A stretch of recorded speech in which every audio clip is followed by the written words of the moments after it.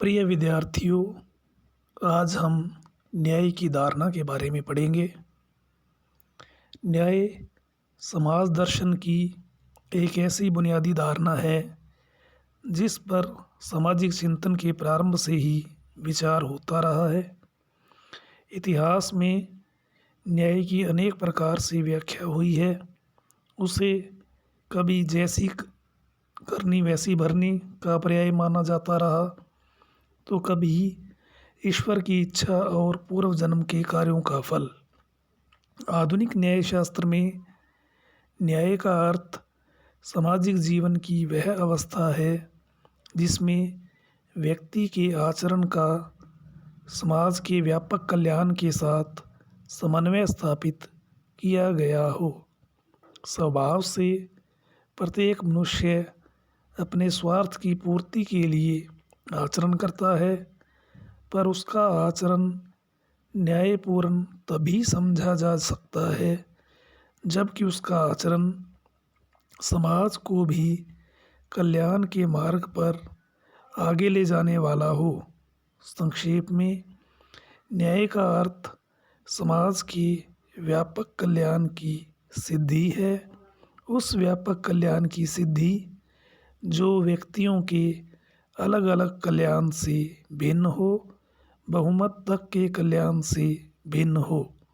न्याय की धारणा के प्रमुखतया दो आधार हैं, स्वतंत्रता और समानता। न्याय धारणा के विविध रूप। परंपरागत रूप में न्याय की दो ही धारणाएं प्रचलित रही हैं, नैतिक और कानूनी। लेकिन आज की स्थिति में न्याय ने बहुत अधिक व्यापकता प्राप्त कर ली है और आज कानूनी या राजनीतिक न्याय की अपेक्षा भी सामाजिक और आर्थिक न्याय अधिक महत्वपूर्ण हो गए हैं। न्याय की धारणा के इन विविध रूपों का उल्लेख निम्न प्रकार से किया जाता है। पहला, नैतिक न्याय। परंपरागत रूप में न्याय की धारणा को नैतिक रूप में ही अपनाया जाता रहा है। नैतिक न्याय इस धारणा पर आधारित है कि विश्व में कुछ सर्वव्यापक, अपरिवर्तनीय तथा अंतिम प्राकृतिक नियम हैं जो कि व्यक्तियों के आपसी संबंधों को ठीक प्रकार से संचालित करते हैं। इन प्राकृतिक नियमों और प्राकृतिक अधिकारों पर आधारित जीवन व्यतीत करना ही नैतिक न्याय है। जब हमारा आचरण इन नियमों के अनुसार होता है तब वह नैतिक न्याय की अवस्था होती है। जब हमारा आचरण इसके विपरीत होता है तब वह नैतिक न्याय की विरुद्ध होता है। नैतिक न्याय के अंतर्गत जिन बातों को शामिल किया जा सकता है उनमें से कुछ हैं: सत्य बोलना, प्राणी मात्र के प्रति दया का बर्ताव करना, प्रतिज्ञा पूरी करना या वचन का पालन करना, उदारता और दान का परिचय देना आदि। नैतिक न्याय और नैतिकता परस्पर संबंधित होते हुए भी इनमें कुछ भेद हैं और नैतिकता नैतिक न्याय की तुलना में निश्चित रूप से व्यापक है। दूसरा, कानूनी न्याय। राज्य के उद्देश्यों में न्याय को बहुत अधिक महत्व दिया गया है और कानूनी भाषा में समस्त कानूनी व्यवस्था को न्याय व्यवस्था कहा जाता है। कानूनी न्याय में वे सभी नियम और कानूनी व्यवहार सम्मिलित हैं जिनका अनुसरण किया जाना चाहिए। इस प्रकार कानूनी न्याय की धारणा दो अर्थों में प्रयोग की जाती है।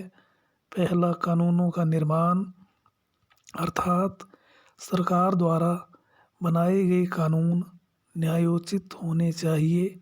दूसरा, कानूनों को लागू करना, अर्थात बनाए गए कानूनों को न्यायोचित ढंग से लागू किया जाना चाहिए।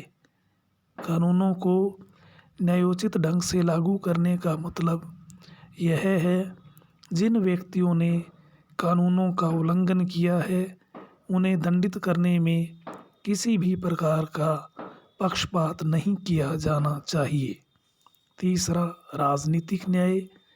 राजव्यवस्था का प्रभाव समाज के सभी व्यक्तियों पर प्रत्यक्ष या परोक्ष रूप से पड़ता ही है। अतः सभी व्यक्तियों को ऐसे अवसर प्राप्त होने चाहिए कि वे राजव्यवस्था को लगभग समान रूप से प्रभावित कर सकें और राजनीतिक शक्तियों का प्रयोग ऐसे ढंग से किया जाना चाहिए कि सभी व्यक्तियों को लाभ प्राप्त हो।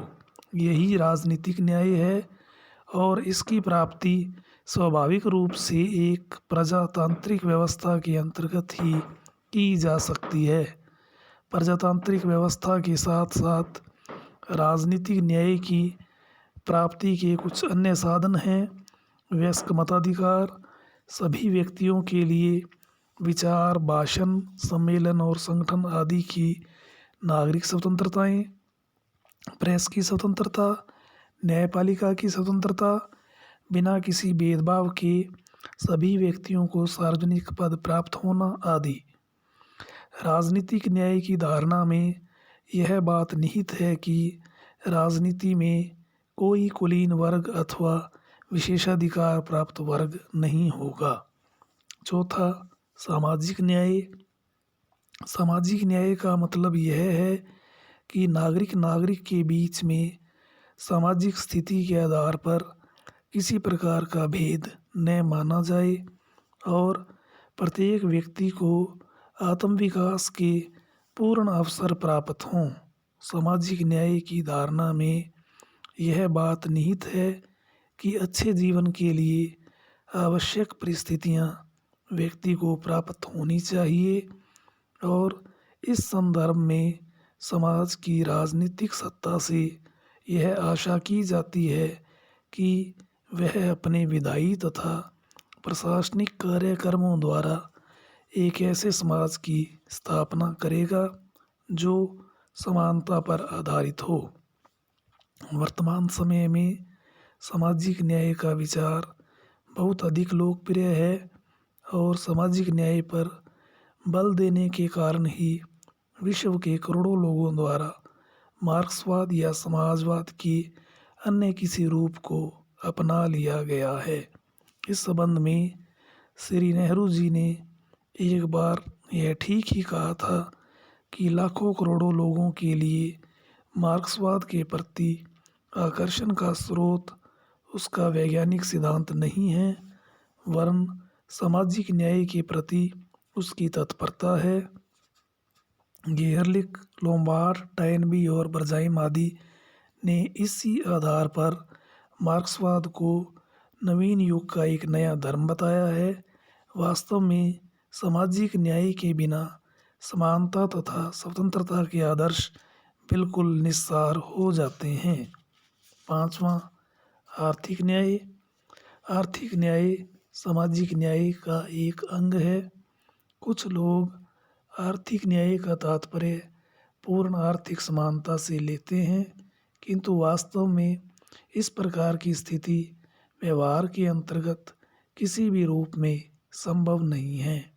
आर्थिक न्याय का तात्पर्य यह है कि संपत्ति संबंधी भेद इतना अधिक नहीं होना चाहिए कि धन संपदा के आधार पर व्यक्ति व्यक्ति के बीच विभेद की कोई दीवार खड़ी हो जाए और कुछ धनी मानी व्यक्तियों द्वारा अन्य व्यक्तियों के श्रम का शोषण किया जाए या उसके जीवन पर अनुचित अधिकार स्थापित कर लिया जाए।